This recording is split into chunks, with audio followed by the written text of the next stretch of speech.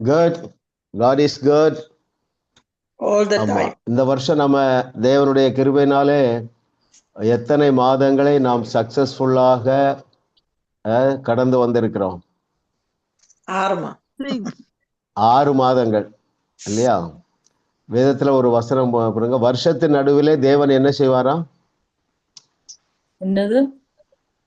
வருஷத்தின் நடுவிலே தேவன் நம்முடைய பாதைகளை நெய்யாய் பொழிய பண்ணுகிற தேவன். ஆமேன் சொல்லுங்க. Amen. Amen. முந்தின மகிமையை காட்டிலும் பிந்தின மகிமை சிறப்பா இருக்கும். ஆமா, முந்தின ரசத்தை காட்டிலும் பிந்தின ரசம் சுவை உள்ளதா இருந்தது இல்லையா? சோ ஆமா, இந்த 2025 ஆண்டு ஜூலை மாதம் 1ஆம் தேதி தேவன் நம்மை ஒன்றாக இணைத்திருக்கிறார். ஸோ இந்த புதிய மாதத்திலே புதிய ஆசீர்வாதங்கள், புதிய கிருபைகள், புதிய ரெவலேஷன்ஸு, உங்கள் வீட்டில் புதிய, உங்கள் சரீரத்தில் புதிய பலன், ஆமென், குடும்பங்களில் புதிய ஐக்கியம், புதிய வருகை, ஏதோ பல காரியங்களில் புதிய வருகையை நீங்கள் பெற்றுக்கொள்ள போகிறீங்க. சரிங்களா?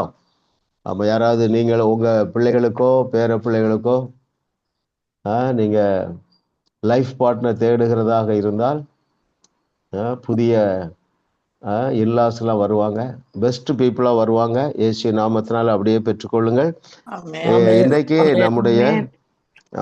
இன்றைக்கு நம்முடைய ஜாஸ் வேர்ல்ட் ஷேக்கர்ஸ் பைபிள் கல்லூரியிலே மொத்தம் 15 சப்ஜெக்டு, அதில் 9வது சப்ஜெக்ட் நம்ம படித்து கொண்டு இருக்கிறோம்.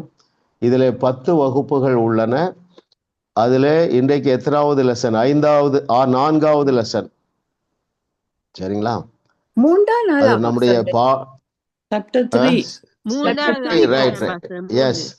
கரெக்ட், 3வது லெசன்.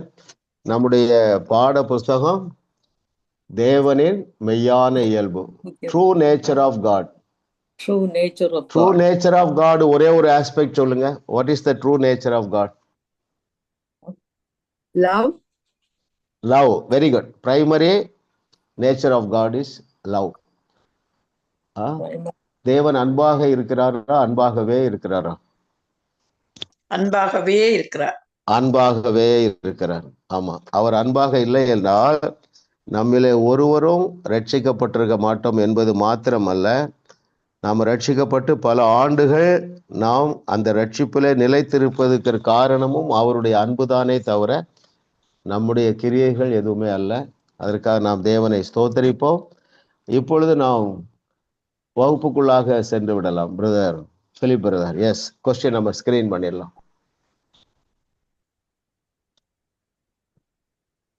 எந்த நிஜத்தை அறிந்தவர்கள் பாவம் செய்த பின்பும் குற்ற உணர்வடைய மாட்டார்கள்? Very good. கிருபையில் ஆரம்பிக்கலாம். கிரேஸ் சிஸ்டர், எந்த உண்மையை, எந்த சத்தியத்தை அறிந்தவர்கள் பாவம் செய்த பின்பும் குற்ற உணர்வு அடைய மாட்டார்கள்? சரியான சத்தியம், பரிசுத்த ஆவியானவருடைய வழிநடத்தல், வல்லமை, தேவனுக்கு இந்த உங்களுக்குள் வாசம் பண்ணி நீங்கள் செய்ய நினைப்பதையோ செய்ததையோ 45வது பக்கத்துல நான் அதை பார்த்து நான் பாஸ்டர் சரியான சத்தியத்தை நாங்கள் தேவனுடைய வார்த்தை சத்தியத்தை சத்தியமா இந்த கிருபையின்படி சத்திய. அதுக்கு முன்னாடி ஒரு தவறு செய்த உடனே நீங்க பாத்தீங்கன்னு சொன்னா வேற யாரும் என்ன எழுதியிருக்கீங்க? அப்புறம் நம்ம டிஸ்கஸ் பண்ணுவோம். சொல்லுங்க. நியாய பிரமாணத்துக்கு கட்டுப்பட்டிருக்கவில்லை. இயேசு நம்மை அதிலிருந்து எடுத்து விட்டார், விடுவித்தார். ஓகே, வேற என்ன எழுதியிருக்கீங்க? பரிசுத்த ஆவியானவரை கண்டித்து உணர்த்தும் வல்லமைக்காக தேவனுடைய ஸ்தோத்திரம். அவர் வாசம் பண்ணி நாங்கள் செய்ய நினைப்பதையோ செய்வதையோ அது பாவம் அல்லது தேவசித்தமா என்பதை குறித்து உடனே உங்களுக்கு இருங்க சிஸ்டர், சிம்பிளா ஆன்சர் நான் சொல்றேன். வேற யாரும் எது எழுதியிருக்கீங்களா? எந்த நிஜத்தை அறிந்தவர்கள், அதாவது பாவம் செய்த உடனே ஏன் குற்ற உணர்வு வருகிறது என்றால் தேவனுடைய அன்பை நாம் சந்தேகிக்க ஆரம்பிச்சிடுறோம். அவருடைய அன்பு மாறாது என்பதை அறியவில்லை என்றால் பாவம் செய்த பின் அநேக விசுவாசிகள் என்ன செய்யறாங்க? குற்ற உணர்வு அடைந்துடுறாங்க.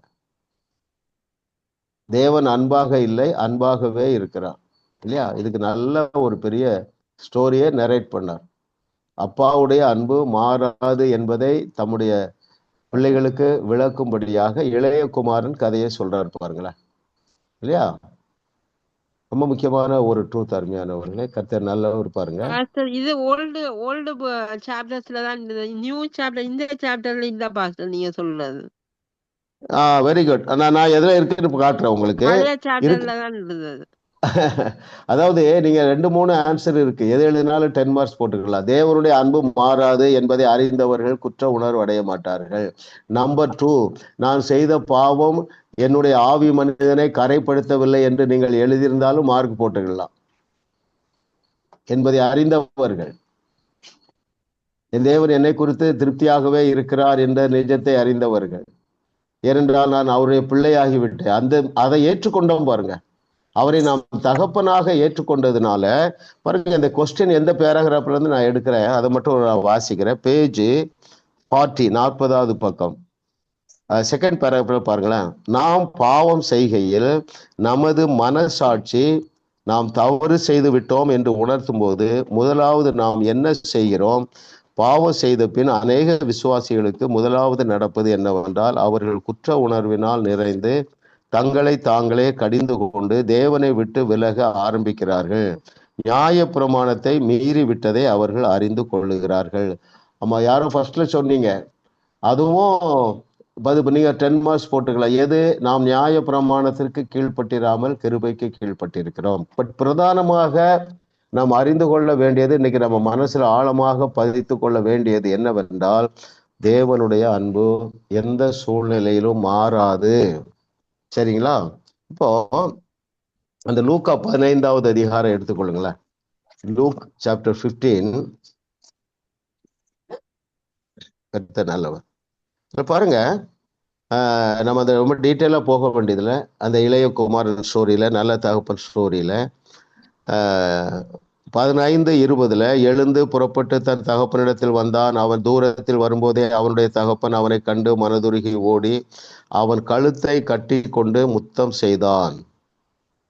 இது எந்த வசனம் உங்களுக்கு ஞாபகம் வருது? பாவம் பெருகின இடத்துல கிருபை பெருகுகிறது. சரிங்களா? கழுத்தை கட்டி கொண்டு அவனை முத்தம் செய்தான். ஏன் தெரியுமா? பழைய ஏற்பாட்டிலே இப்படி தகப்பனுக்கு துரோகம் செய்கிறவர்களுக்கு என்ன தண்டனை கொடுக்க வேண்டும்? கல்லறிந்து கொள்ள வேண்டும். ஒரு வாசிக்கலாம் அதையும். உபாகமம் 21வது அதிகாரம் 18வது வசனம் வாங்க. உபாகமம் 21:18 நானே அதை வாசிக்கிறேன். ஏன் அவன் ஓடி வந்து கழுத்தை கட்டி கொண்டான்? மூடிக்கிட்டான், மகனை மூடிக்கொண்டான். யாராவது கல்லறிந்திடக்கூடாது என்று வாசிக்கிறேன். உபாகமம் 21 verses from 18. தன் தகப்பன் சொல்லையும் தன் தாயின் சொல்லையும் கேளாமலும் அவர்களால் தண்டிக்கப்பட்டும் அவர்களுக்கு கீழ்ப்படியாமலும் போகிற அடங்காத துஷ்ட பிள்ளை ஒருவனுக்கு இருந்தால் அவன் தகப்பனும் அவன் தாயும் அவனை பிடித்து அவன் இருக்கும் பட்டணத்தின் மூப்பரிடத்திற்கும் அவ்விடத்து வாசலுக்கும் அவனை கொண்டு போய், 20வது வசனம், உபாகமம் 21:20, எங்கள் மகனாகிய இவன் அடங்காத துஷ்டனாய் இருக்கிறான், எங்கள் சொல்லை கேளான், பெருந்தேனிக்காரனும் குடியனும். இந்த பாருங்க, இந்த கேரக்டர் எல்லாம் அந்த ஸ்டோரியில நரேட் பண்றாரு. குடியனுமாய் இருக்கிறான் என்று பட்டணத்தின் மூப்பரோட சொல்லுவார்களாக. அப்பொழுது அவன் சாகும்படி அந்த பட்டணத்து மனிதர் எல்லாரும் அவன் மேல் கல்லறிய கடவர்கள். இப்படியே தீமையை உன் நடுவிலிருந்து விலக்கி போட வேண்டும். இஸ்ரவேலர் எல்லாரும் அதையே கேட்டு பயப்படுவார்கள். எல்லாரும் என்ன செய்யணுமா? சாகும்படி கல்லறிந்து கொள்ள வேண்டும். இல்லையா? பாருங்க, இது பழைய ஏற்பாடு. புதிய ஏற்பாட்டுல அந்த ஸ்டோரி அவர் அழகா சொல்றாரு பாருங்க. குடியன், வெறியன், அடங்காதவன், அந்த ஸ்டோரி அப்படி நரேட் பண்றாரு பாருங்க. அப்போ அருமையானவர்களே, தேவனுடைய அன்பை சந்தேக வைப்பதுதான் பிசாசனுடைய பிரதான வேலை. அவனுக்கு இயேசு கொடுத்த பெயர் என்ன?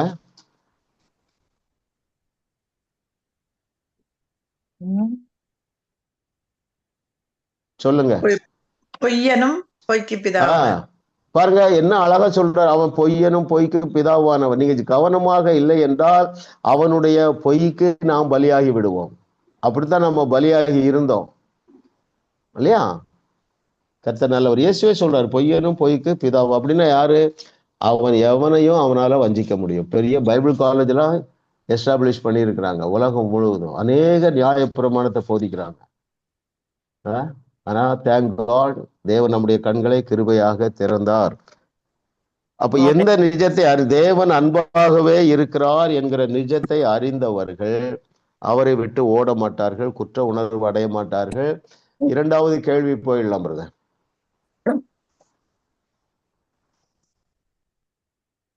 நம்மை அழிக்கும் வல்லமையை பாவத்திற்கு கொடுத்தது எது?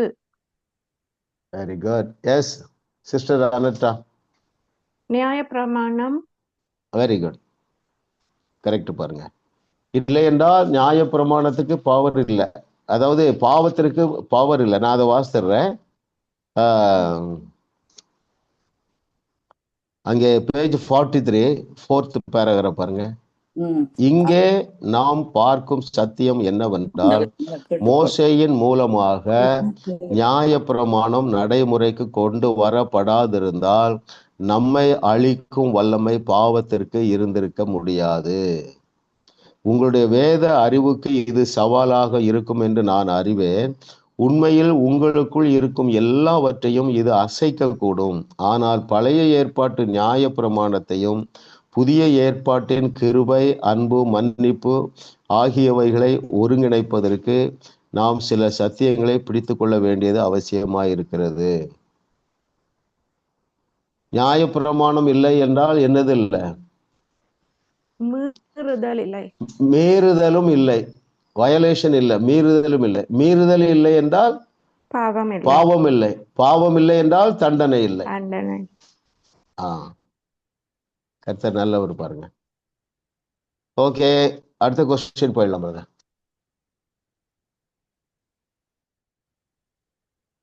எந்த மூன்று மனப்பான்மைகள் நம்மை தேவனை விட்டு துரத்துகிறது? சிஸ்டர் லிதியா நினைக்கிறேன். எஸ்.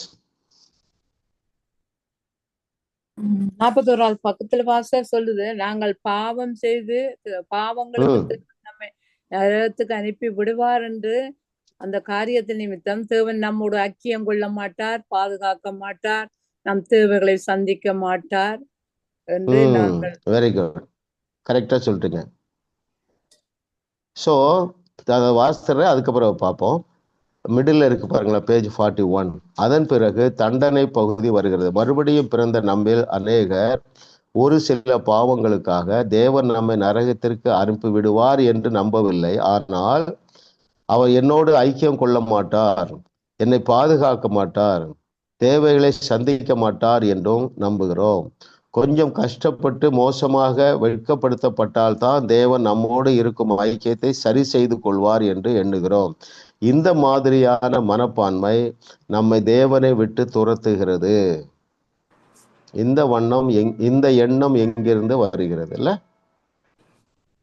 கர்த்தர் நல்லவர், அவர் கிருபை என்றும் உள்ளது. பாருங்க,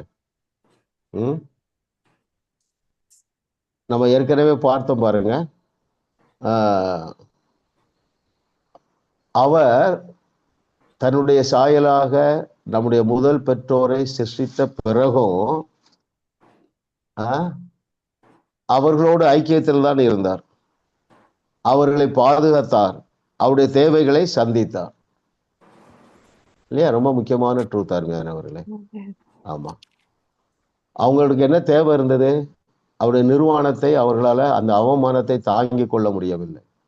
அவங்களுக்கு தெரிந்ததெல்லாம் இலைகள் தான், மர இலைகள், தாவரங்களுடைய லீவ்ஸ் தான் தெரிஞ்சு, அதை வச்சு மறைச்சு கொண்டாங்க.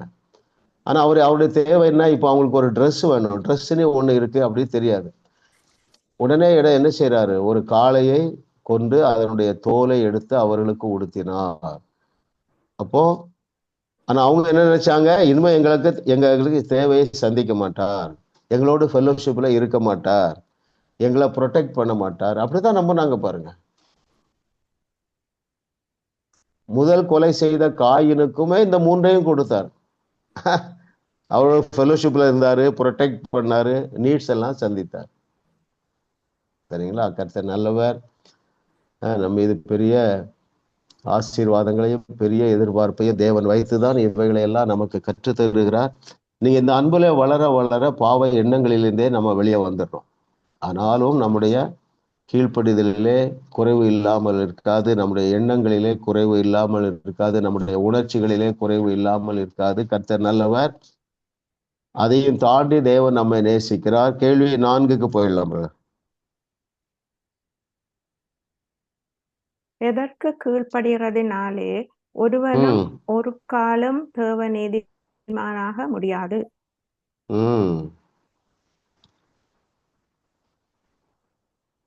யாரு அடுத்தது? பேமாமா.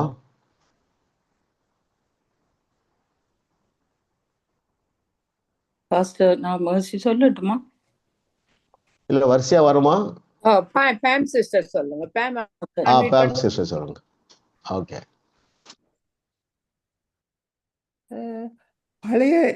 பழைய ஏற்பாட்டிற்கு கீழ்ப்படிந்து வாழ்வதன் மூலம் தேவநீதியை முடியாது. ஓகே. பழைய ஏற்பாட்டுல எதுக்கு கீழ்ப்படுகிறதுனால நீதிமான் ஆக முடியாது? எல்லாரும் திங்க் பண்ணுங்க. உங்களுக்கு ஆன்சர் தெரியும், இருந்தாலும் திங்க் பண்ணுங்க. இது நமக்கு ரொம்ப ஆழமான பதிய வேண்டியது.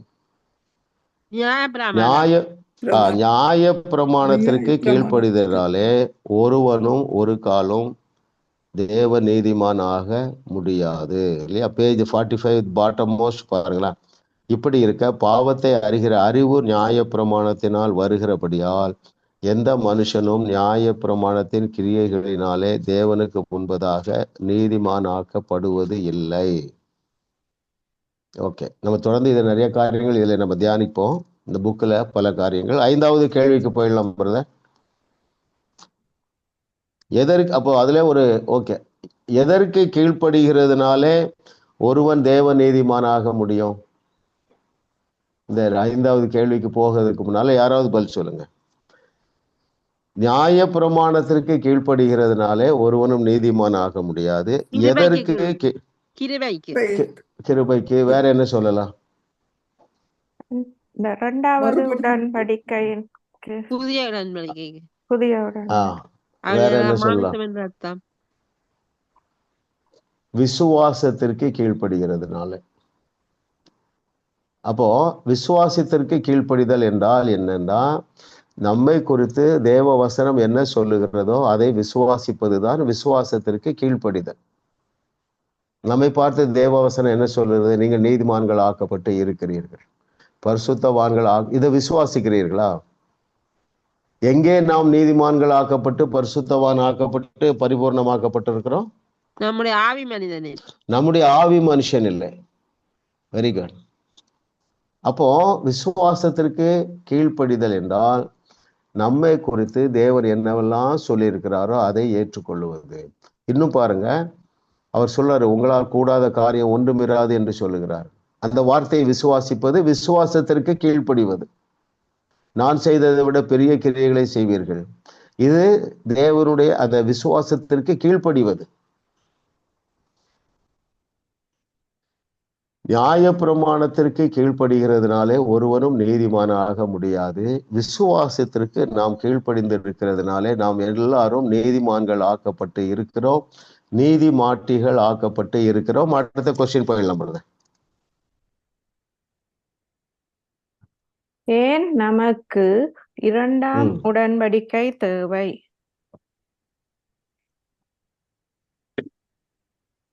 Very good. Yes sister mercy.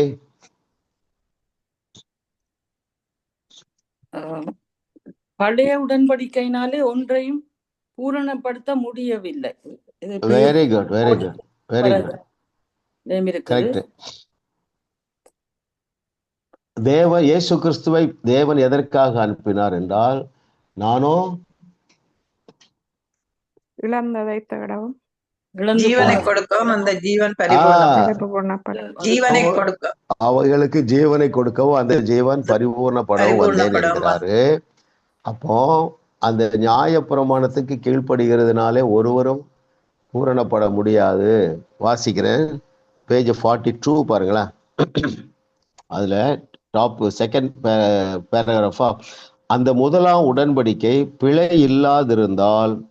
இருந்ததானால் இரண்டாம் உடன்படிக்கை அதற்கு இடம் தேட வேண்டியதில்லை. அப்படின்னு பார்த்தீங்கன்னா, புது உடன்படிக்கை என்று அவர் சொல்லுகிறதுனால முந்தினதை பழமையாக்கினார். பழமையானதும் நாள்பட்டதுமாய் இருக்கிறது, உருவழிந்து போக காலம் சமீபத்திருக்கிறது. இயேசு விசேஷித்த உடன்படிக்கைக்கு பிணையாளி ஆனார். பழைய உடன்படிக்கையினால் ஒன்றையும் பூரணப்படுத்த முடியவில்லை. சரியான பதில் சொன்னீங்க சிஸ்டர். ஆகையால் தேவன் அதைவிட மேலான ஒன்றை கொண்டு வர வேண்டியதா இருந்தது. இயேசு கிறிஸ்துவின் சிந்தப்பட்ட இரத்தத்தினால் முத்திரிக்கப்பட்ட புது உடன்படிக்கை தான் அது. பழைய உடன்படிக்கையை காட்டிலும் புதிய உடன்படிக்கை தேவனுக்கு அதிக மகிமையை கொண்டு வந்தது. அப்ப ஏன் இரண்டாம் சிஸ்டர் கொஞ்சம் சைலன்ஸ் போடுங்க, டிஸ்டர்ப் ஆகுது. ஓகே, பாருங்க, ஏன் இரண்டாம் உடன்படிக்கை நமக்கு தேவைப்பட்டது என்றால் பழைய உடன்படிக்கையினால் ஒன்றையும் பூரணப்படுத்த முடியவில்லை. இப்போ யாராவது சொல்லுங்க, அப்ப எதனால பழைய உடன்படிக்கை கொடுத்தார்?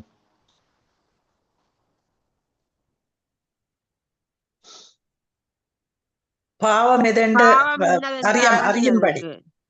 அது அறியும்படி. வேற எதற்காக கொடுத்தார்? பாவம் உலகத்துல பெருகிட்டு பார்த்தார், அதை கண்ட்ரோல் பண்றதுக்காக தான் நியாயப்பிரமாணத்தை கொண்டு வந்து கண்ட்ரோல் பண்ணவர். ஆனா அதுக்கு கண்ட்ரோல் ஆகாம வழியா மரியாதை வயசுல அதாவது என்னால முடியாது, என்னால என் தேவனை சாட்டிஸ்ஃபை பண்ண முடியாது, என்னுடைய பலத்தினால சாட்டிஸ்ஃபை பண்ண முடியாது, எனக்கு வேற சோர்ஸே இல்லை, அவருடைய நீதி தான் எனக்கு வேணும், அவருடைய பரிசுத்தம் தான் எனக்கு வேணும் இல்லையா? அப்படி என்று நாம் அவரை அண்டிக் கொள்ளத்தக்கதாக கிறிஸ்தவ வாழ்க்கையை பாருங்களா. சாமி என்னால முடியாது சாமி, நீங்க தான் ஏதாவது செய்யுங்க. நிறைய வசனம் நம்ம பார்த்திருக்கோம்ல. அவரே நமக்கு நீதி, அவரே நமக்கு பரிசுத்தம். எந்த வசனம் சொல்லுகிறது? 1 கொரிந்தியர் 1:31. ஓகே, அப்போ அவரை இல்லாமல் நமக்கு எந்த ஒரு நன்மையும் கிடையாது. என்ன குட் நியூஸ், என்ன நல்ல செய்தி என்றால், அவர் நமக்குள்ளே வாசம் பண்ணுகிறதுனால எல்லா தேவையை சந்தித்து விட்டார். எல்லா தேவையான பரிசுத்தம், தேவையான நீதி மாத்திரமல்ல, தேவையான ஐஸ்வர்யம், தேவையான சமாதானம், தேவையான அன்பு, மகிழ்ச்சி, எல்லாவற்றையும் நாம் அனுபவிக்கத்தக்கதாக எல்லாவற்றுக்கும் எல்லாமாக அவர் நமக்குள்ளே வாசம் பண்ணுகிறார். ஓகே, எஸ், 6வது கொஸ்டின் போயிடலாம் பாருங்க.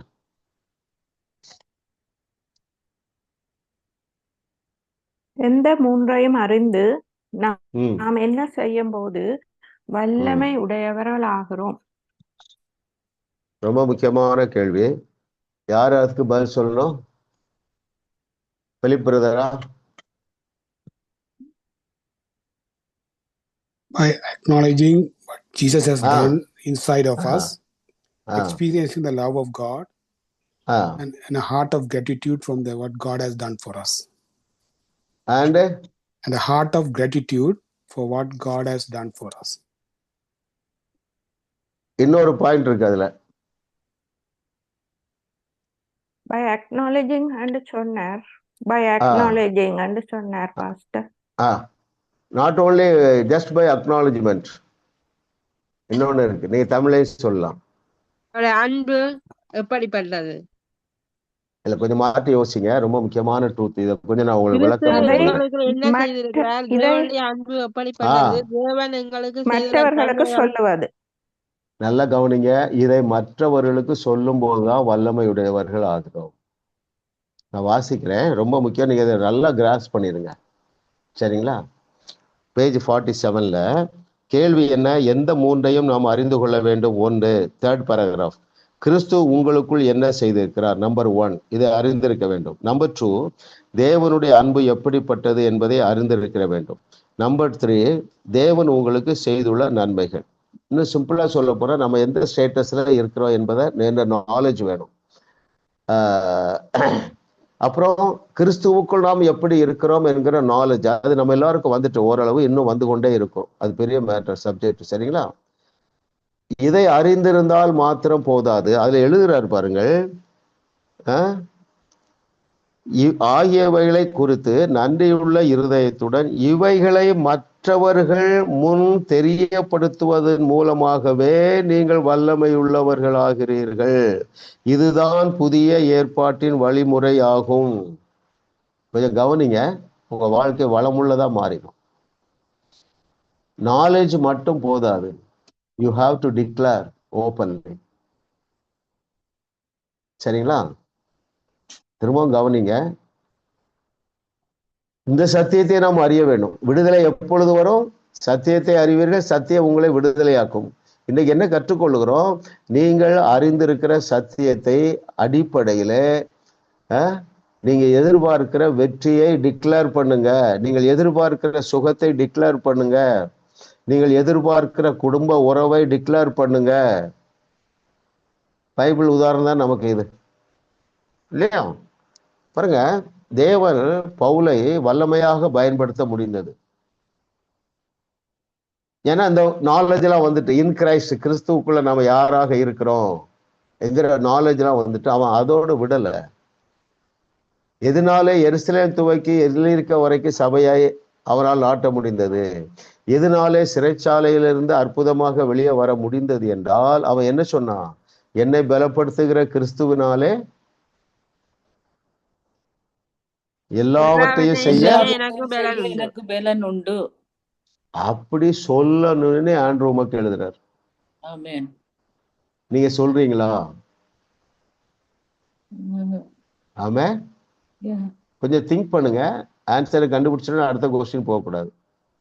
இது என்னுடைய எண்ணத்தையே இந்த தோசையை புரட்டி போட்ட மாதிரி போட்டுட்டு, நீங்க வேதத்துல பவுல் மாத்திரம் இல்ல,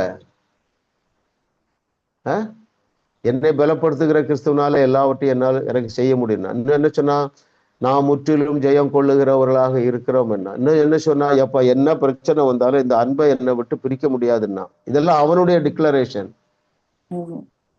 இதே போல பழைய ஏற்பாட்டுல பாருங்களேன், அறிஞ்சிருந்தான். என்ன அறிஞ்சிருந்தான்? ஆட்டு இடையன், நான் தான் அடுத்த கிங்குன்னே அறிஞ்சிருந்தான்.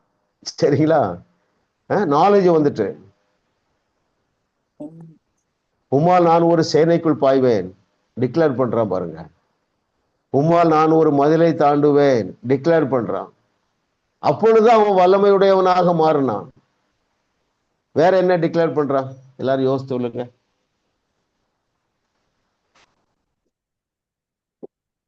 இன்றைக்கு நான் தலையெடுப்பேன். யுத்தம் துவங்கவே இல்லைங்க, டிக்ளேர் பண்றான் பாருங்க. பாருங்க, அழகா இருக்கார் பாருங்க. இவைகளை மற்றவர்கள் முன் தெரியப்படுத்துவதன் மூலமாகவே நீங்கள் வல்லமையுள்ளவர்கள் ஆகிறீர்கள்.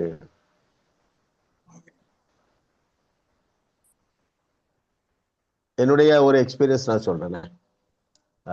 கிருபை பாருங்க, ஆண்டோடைய சித்தத்தை குறித்து எனக்கு ஒரு ரெவலேஷன் வந்துட்டு, ஃபினான்ஸில் தேவன் ஏழைகளை வாழ வைக்கிறதற்கு ஆபிரகாமை போல நபர்களை தேடுகிறார். ஆபிரகாமை போல பூமி தாங்க முடியாத அளவுக்கு ஆசீர்வதிக்க வேண்டும். அப்படித்தான் ஆண்டவர் சேனலா நம்மளை வச்சிருக்கிறார், இன்க்ளூடிங் இந்த ஏரியா ஆஃப் ஃபினான்ஸ். பொருளாதாரத்திலையும் நாம தான் சேனல் ஆஃப் பிளஸிங். சரிங்களா? ரெண்டாவது, அநேக ஜாதிகளுக்கு கடன் கொடுக்கணும். அப்புறம் பூமியில் உள்ள சகல ஜாதிகளை விட நான் உங்களை நம்ம மேன்மையாக வைத்திருக்கிறார். சரிங்களா? இதெல்லாம் நாலேஜ். சரிங்களா? அப்புறம் வேற என்ன செய்யறாருன்னா, அதை இந்த ஃபினான்ஸை குறித்து வேற என்ன சொல்லியிருக்கிறாருன்னா, பாவிகளின் ஆஸ்தி உங்களுக்கு வரும்னு சொல்லியிருக்கிறார். சரியா? இப்படி பல இருக்கு. இதை குறித்து எனக்கு ஒரு வெளிப்பாடு வந்ததுனால நான் உங்களுக்கு தெரியும், பாட்டு எழுதினேன். என்ன பாட்டு? கோடி கோடி கோடி இயேசுவின் நாமத்தினால் கோடீஸ்வரன் நான். சரிங்களா? பாட்டு எழுதுறேன், பேசுறேன். நம்ம கொண்டுதான் தேவனால் உலகத்தை ஆசீர்வதிக்க முடியும். ஆபிரகாமுடைய பூமி தாங்க முடியாத ஆசீர்வாதங்கள் நமக்கு வந்துட்டு. சரிங்களா? அப்புறம் என்ன செய்யறேன்னா எழுதி ஒட்டி இருக்கிறேன். சரிங்களா? ஆமா, நிதியா சிஸ்டருக்கு நான் ஒன்று அனுப்புறேன் போட்டோ, நீங்க அந்த குரூப்ல போடுங்க. பாருங்க, கர்த்தர் புதிய வாசலை திறந்திருக்கிறார். ஏன் நான் டிக்ளேர் பண்ணும்போது அது எம்பவர் ஆகுது. அதுதான் எழுதுறாரு அழகா, இவைகளை மற்றவர்கள் முன் தெரியப்படுத்துவதன் மூலமாகவே நீங்கள் வல்லமை உள்ளவர்கள் ஆகிறீர்கள்.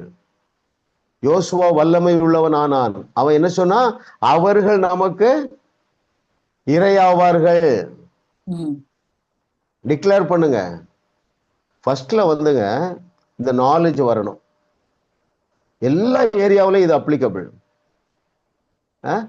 உங்க யாரோ ஒருத்தர் ரட்சிக்கப்படலை, உங்க சொந்தக்காரங்க துன்மார்க்கமா போயிட்டு இருக்காங்க, தவறான கான்டாக்ட், நீங்க டிக்ளேர் பண்ணுங்க. அவங்க போட்டோ ஒட்டி இயேசுவின் நாமத்தினால என்னுடைய கிராண்ட் சன்னு என்ன பேரு ஜாஷுவா, இயேசுவின் நாமத்தினால இந்த வருஷம் முடிவுக்குள்ளாக ஞானஸ்தானம் எடுக்கிறான் என்று நீங்க மற்றவர்களுக்கு முன்பதாக சொல்ற அளவுக்கு உங்களுக்கு விசுவாசம் வந்துடும்.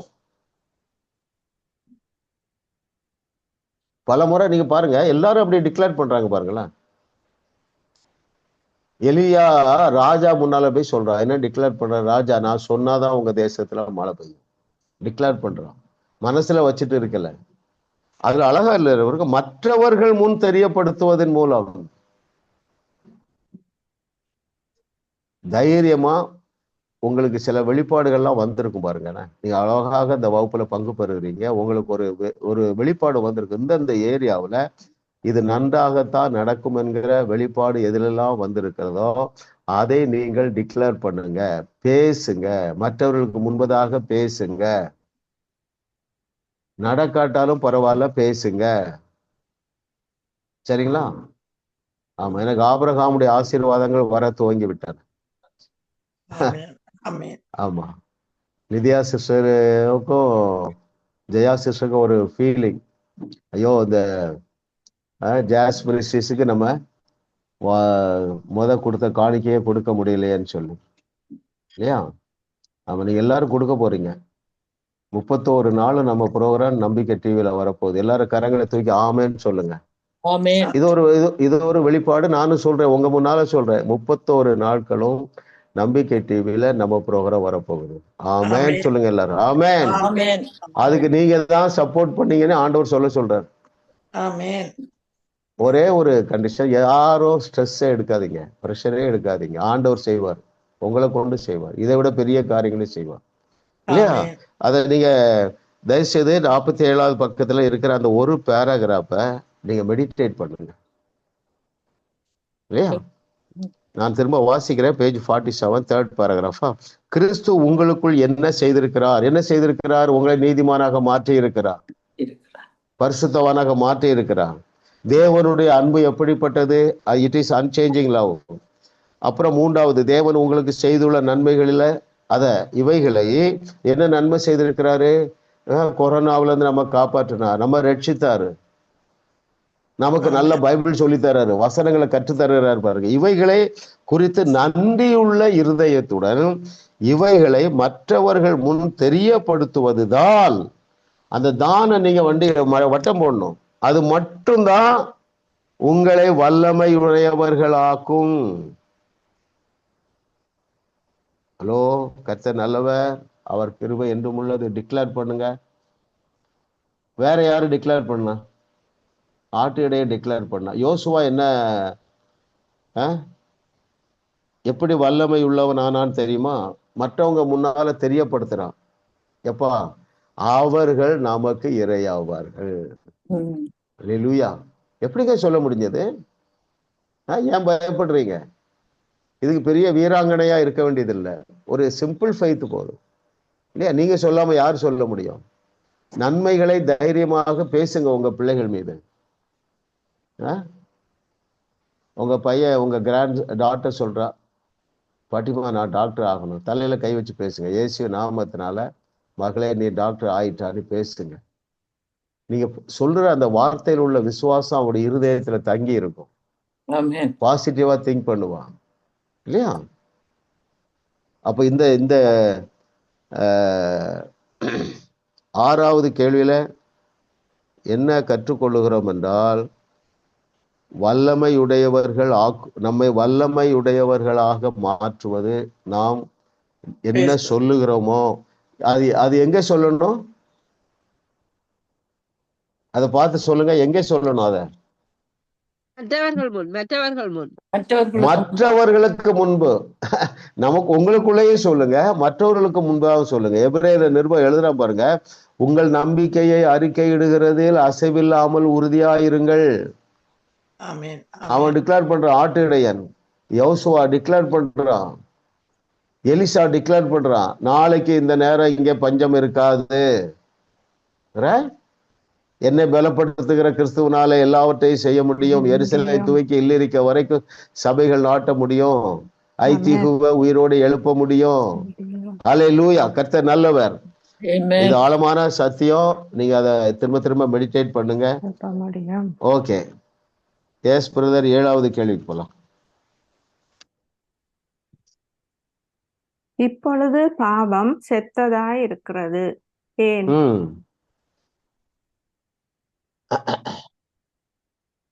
யாரு? ஸ்ரீதேவி சிஸ்டர் சொல்லலாமா?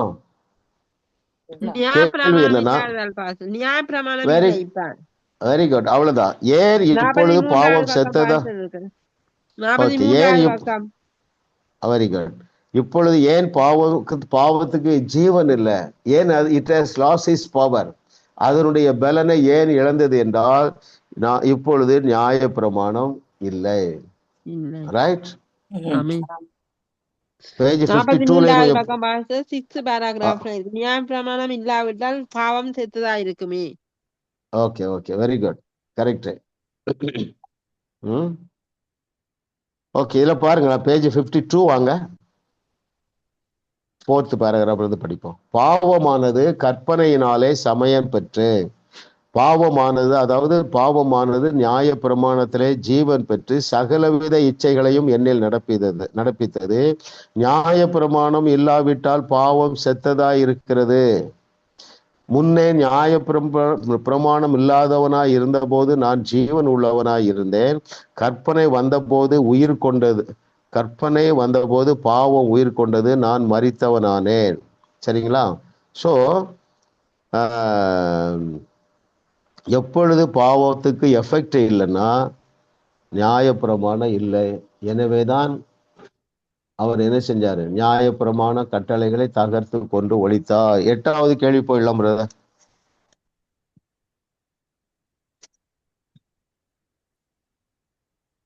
தேவனுக்கு பிரியமில்லாத ஒன்றை செய்த போதும் எதை அறிந்தவன் தேவனண்டை ஓடி வருவான். ஓகே, தேவனுக்கு பிரியமில்லாத ஒன்றை செய்த போதும் எதை அறிந்தவன் தேவன் அண்டை ஓடி வருவான். நீங்க இதுவரைக்கும் சொல்லாதவங்க யாராவது சொல்லுங்க. தவறு செய்த ஒருவன் தன்னுடைய தயவை அறிந்து அவரை புரிந்து கொண்டவனாயிருப்பானாயில் அவரிடம் நேராக ஓடி வந்துடுவான். Very good, very good. சரியான பதில். சொல்றது யாரு சொல்றீங்க? Ranjini. Ranjini sister. Okay okay, very good. Page 40க்கு வாங்க, பேஜ் 40. தவறு செய்கிற ஒருவன், கேள்வியை வாசிக்கிறேன், தேவனுக்கு பிரியமில்லாத ஒன்றை செய்த போதும் எதை அறிந்தவன் தேவனை விட்டு ஓடாமல் தேவன் அண்டை ஓடி வருவான். தவறு செய்த ஒருவன் தேவனுடைய தயவை அறிந்து அவரை புரிந்து கொண்டவனாக இருப்பானாகில் அவரிடம் நேராக ஓடி வருவான். ஆனால் நம்மில் அநேகர் பிரச்சனைகளில் அகப்படும் போது, அதிலும் விசேஷமாக தேவனுக்கு பிரியமான ஒரு வாழ்க்கை நாம் வாழாமல் இருக்கும்போது தேவனை விட்டு விலகி விடுகிறோம். அவருடைய அன்பு மாறாது, அவருடைய தயவு மாறாது, அவருடைய கிருபை மாறாது. இதுதான் நல்ல செய்திங்க. Gospel. This is the good news. சரிங்களா? This is the gospel. உங்க குரூப் பேர் என்ன? Good news prayer group. என்ன குட் நியூஸ்? இளைய குமாரனையே நேசித்தார். அவர் பயப்படலை பாருங்களேன். யாரு பயப்படல? இயேசு கிறிஸ்து. அவரு பயப்படல. என்ன பயப்படல? இப்படிலாம் நம்ம நிஜத்தை பச்சையா போட்டு சொல்லிட்டோன்னா வாலிபர்கள்லாம் நம்மளை விட்டு ஓடுங்க. அநேக இளைஞர்கள் ரட்சிக்கப்படுறதுக்கு காரணமே இந்த அன்பு தாங்க. சரிங்களா? ஆமா, கர்த்தர் நல்லவர், அவர் கிருபை என்றும் உள்ளது. ஆமா, ஆண்டவர் எனக்கு அதை ஞாபகப்படுத்த போறார். உங்களுடைய ரிலேஷன்ஸ், பிளட் ரிலேஷன்ஸ்ல எல்லாருமே 2ஆம் 3ஆம் 4ஆம் தலைமுறையா இருந்தாலும் சரி, அப்படியே நம்ம டிக்ளேர் பண்ண போறோம். அது கடைசியில எப்போ, அதாவது இந்த இயர் எண்டுக்குள்ள எல்லாருமே ரட்சிக்கப்பட்டு எல்லாருமே மூலிகை ஞானஸ்நானம் எடுக்க போறாங்க. சரிங்களா? ஆமா, உங்கள் துக்கம் சந்தோஷமாக மாறிவிட்டது. அல்லேலூயா. கர்த்தர் நல்லவர், நல்லவர், நல்லவர். எங்க வீட்டுல பாருங்க, நான் ஒண்ணு எழுதி வச்சிருக்கிறேன், உங்களுக்கு காண்பிக்க முடியுமான்னு பார்க்கிறேன். Thank you Jesus. இத படிங்க. தெரியுதா?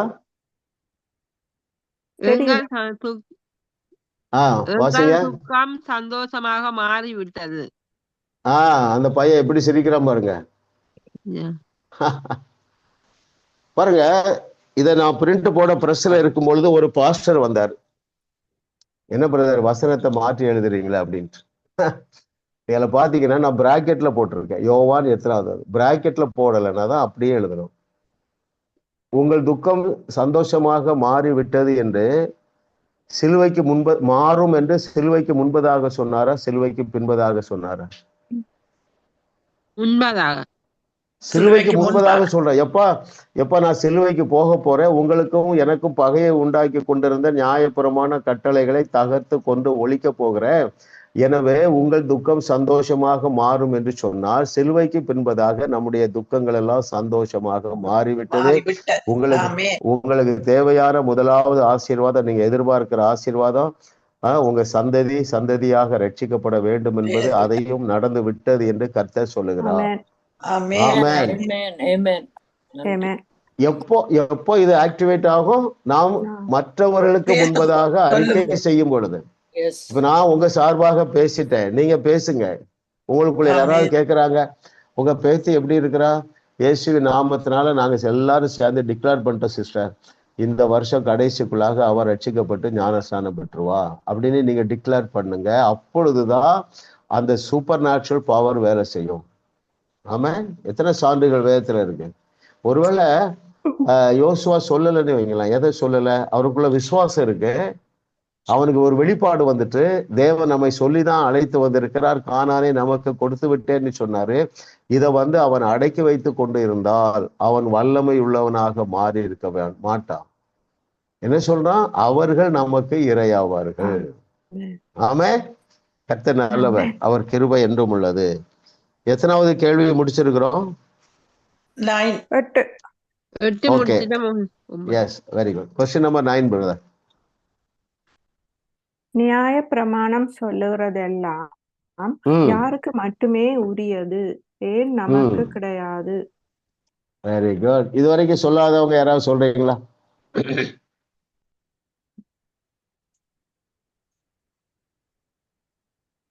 கர்த்தர் நல்லவர். ஓகே, யாராவது சொல்லுங்களேன். நியாயப்பிரமாணம் நமக்கு நியாயப்பிரமாணம் இது 58வது பக்கத்துல தெரிந்தபடி நியாயப்பிரமாணம் நீதிமானுக்கு விதிக்கப்படாமல் அக்கிரமக்காரர்களுக்கும் அடங்காதவர்களுக்கும் பக்தி இல்லாதவர்களுக்கும் பாவிகளுக்கும் அசுத்தருக்கும் கிடைக்கல. ஆனா எங்களுக்கு நியாயப்பிரமாணம் அந்த நியாயப்பிரமாணம் எங்களுக்கு தெரிந்திருக்கிறபடி நியாயப்பிரமாணம் நீதிமானுக்கு விதிக்கப்படாமல். ஓகே, அதுக்கு உங்களுக்கு 5 மார்க்ஸ். வேற யாராவது சொல்லுங்க. நியாயப்பிரமாணம் சொல்லுகிறதெல்லாம் யாருக்கு மட்டுமே உரியது, ஏன் நமக்கு கிடையாது? நியாயப்பிரமாணத்திற்கு உட்பட்டவர்களுக்கு மட்டுமே உரியது. ஏன் நமக்கு கிடையாது? நாங்க நியாயப்பிரமாணத்துக்கு உட்பட்டு இல்ல, நாங்க இயேசு உட்பட்டவர்கள் அல்ல. கிருபைக்கு வெரி குட். பாருங்க, பேஜ் 44ல 3rd 4th பேராகிராஃப் பாருங்க. மேலும் வாய்கள் யாவும் அடைக்கப்படும்படிக்கும் உலகத்தார் யாவரும் தேவனுடைய ஆக்கினை தீர்ப்புக்கு ஏதுவானவர்கள் ஆகும்படிக்கும் நியாய பிரமாணம் சொல்லுகிறதெல்லாம் நியாய பிரமாணத்துக்கு உட்பட்டு இருக்கிறவர்களுக்கே. மோசே காலத்துக்கு முன்பாக உள்ளவர்களுக்கும் கிடையாது, சிலுவைக்கு பின்பாக வாழுகிற நமக்கும் கிடையாது. ஏனென்றால் நாம் நியாய பிரமாணத்திற்கு உட்பட்டவர்கள் கிடையாது. Very good. கர்த்தர் நல்லவர். இதெல்லாம் நம்ம தெரிந்ததாக இருந்தாலும் மீண்டும் மீண்டும் நம்ம கற்றுக்கொள்வது நல்லது. சரிங்களா? அநேக சத்தியங்கள் தெரிந்ததா இருந்தாலும் நான் இதை வாசித்து தியானிக்கும் போது எனக்குள்ள பயங்கர அனல், பயங்கர உற்சாகம். கர்த்தர் நல்லவர். எஸ் பிரதர், கடைசி கொஸ்டின் போயிடலாம். பழைய ஏற்பாட்டு மக்கள் நம்மை போல் வெளிப்பாடுகளை பெற்றுக்கொள்ள முடியவில்லை, ஏன்? Oh, very good. யார் சொல்றீங்க? பழைய மக்கள் மறுபடி பிறந்தவர்கள் அல்ல. வெரி குட், அவ்வளவுதான்.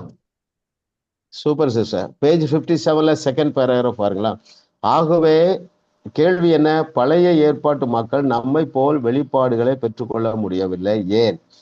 Second paragraph. ஆகவேதான் தேவன் நியாய பிரமாணத்தை கொடுத்தார். ஒரு நிரந்தரமான பதிலுக்கு அது தற்கால வழியாக இருந்தது. பழைய ஏற்பாட்டு மக்கள் மறுபடி பிறந்தவர்கள் அல்ல, எனவே நம்மை போல அவர்களால் வெளிப்பாடுகளை பெற்றுக்கொள்ள முடியவில்லை. அவர்கள் என்ன சுபாவம் உடையவர்களாகத்தான் வாழ முடிந்தது?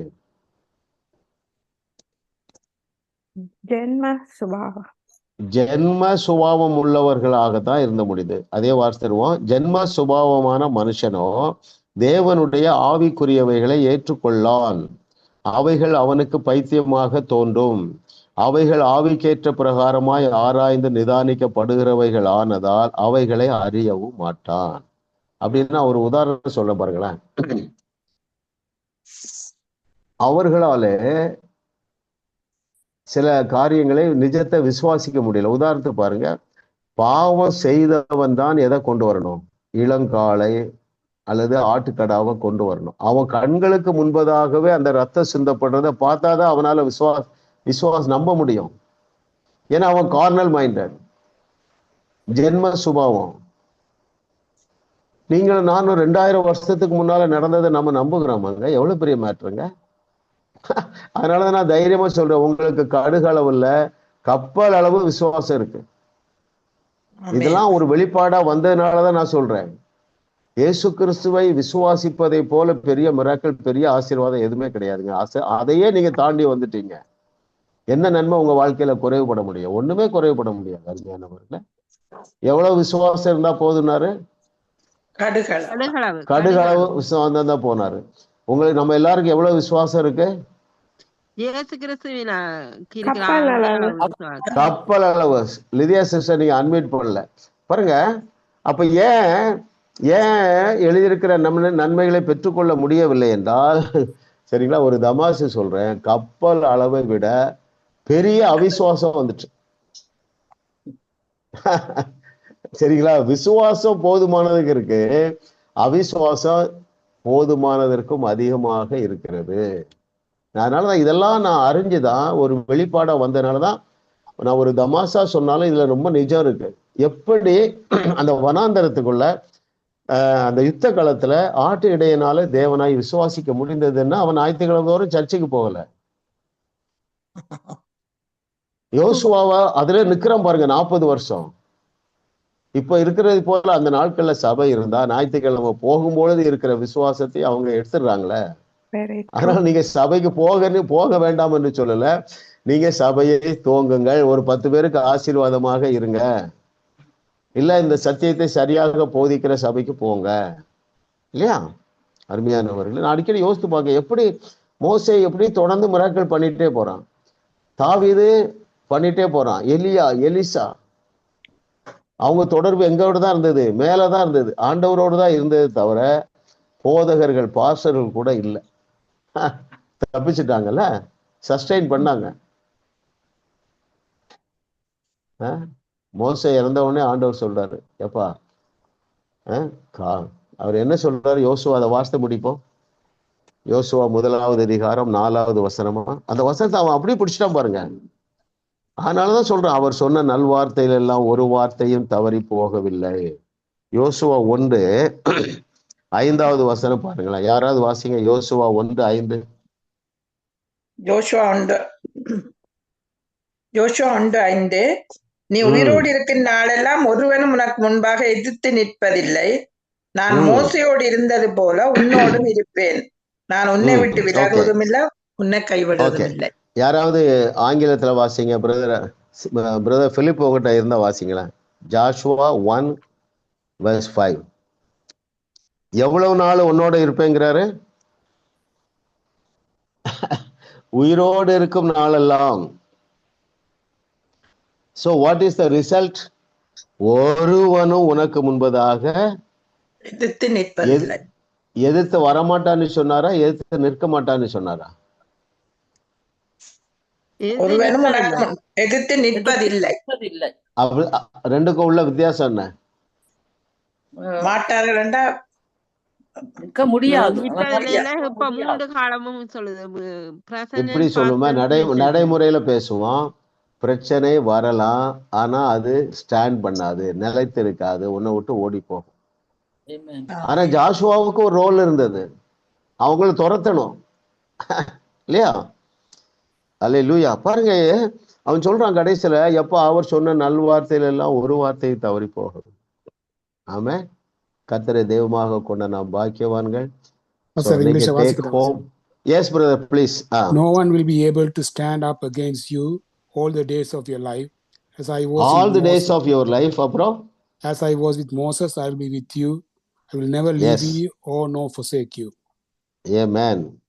Ama, as he was with Moses, he is with us. நம்ம இதோட பெட்டர் ஸ்டேட்டஸ்ல இருக்கோம். யாராவது சொல்லுங்க. யோசுவாவுக்கு கிடைக்காத பாக்கியம் நமக்கு என்ன? புதிய உடன்படிக்கை. சோ புதிய உடன்படிக்கை. அதனால பாருங்க, இங்க என்ன சொல்றாரு? மோசையோடு இருந்தது போல உன்னோடும் இருப்பேன். அவர்களோடு கூட தானே இருந்தாரே தவிர அவர்களுக்கு உள்ளே வாசம் பண்ண உள்ளே இருக்கல. எவ்வளவு பெரிய நிஜம் இல்ல? இதையெல்லாம் ஒரு வெளிப்பாடாக புரிந்ததுனாலதான் இயேசு சாதாரணமா சொல்றார், நீங்க தேவர்களாக இருக்கிறீர்கள். நாம் மனிதர்கள் அல்ல, தேவர்கள். பயப்படாதீங்க, தைரியமா எழும்புங்க. சோ நீங்க இருக்கிற இடத்துல எந்த பிரச்சனையும் தொடர்ந்து இருக்க முடியாது. எப்பொழுது அது நடக்கும் என்றால், யோசுவாவை போல அதை என்ன செய்யணும்? எதிர்த்து நிற்கணும். பிசாசு எப்பொழுது நம்மை விட்டு ஓடி போவான்? எதிர்த்து நிற்கும் பொழுது. ஆமா, கர்த்தாவே அப்படியே ரிசீவ் பண்ணுங்க. பிதாவே உமக்கு நன்றி அப்பா, எங்களுக்கு கற்றுத்தந்த பாடங்களுக்காக உமக்கு நன்றி அப்பா. சத்தியத்தையும் அறிவீர்கள், சத்தியம் உங்களை விடுதலையாக்கும் என்று சொன்னீரேன். இன்றைக்கு நாங்கள் பிரதானமாக கற்றுக்கொண்டது போல அந்த யோசுவாவோடு நாங்கள் இணைந்து கொள்ள எங்களுக்கு ஞானத்தை தாருங்க ஆண்டவரே. அவர்கள் நமக்கு இரையாவார்கள் என்று சொன்னானே, அதே போல நாங்கள் வெளிப்பாடுகளை பெற்று நாங்கள் எல்லா மற்றவர்களுக்கு அதை பேசத்தக்கதாக ஒரு விசேஷித்த கிருபை இந்த நாள்ல இருந்து எங்கள் பிள்ளைகள் ஒவ்வொருவருக்கும் ஆப்பரேட் ஆவதாக. எத்தனை ஆண்டுகள் கழித்து இந்த பாடத்தை கேட்கிறவர்கள் அவர்களுக்கும் அப்படிப்பட்ட ஒரு தைரியம், ஒரு வெளிப்பாடு உண்டாகட்டும். இன்று கண்ட எகிப்தியனை இனி என்றுமே காண போறதில்லை. இன்றைக்கு உன் தலையை எடுப்பேன். அவர்கள் நமக்கு இரையாவார்கள். நாளைக்கு இந்த நேரம் பஞ்சம் இருக்காது. என்னை பலப்படுத்துகிற கிறிஸ்துவனால எல்லாவற்றையும் செய்ய எனக்கு பலன் உண்டு. இப்படிப்பட்ட முழக்கங்களை தைரியமாக பிரகடனப்படுத்தத்தக்கதாக ஒரு விசேஷித்த ஞானம் உண்டாவதாக இயேசுவின் நாமத்தில் பிதாவே. ஆமென், ஆமென், ஆமென், ஆமென், ஆமென், ஆமென்.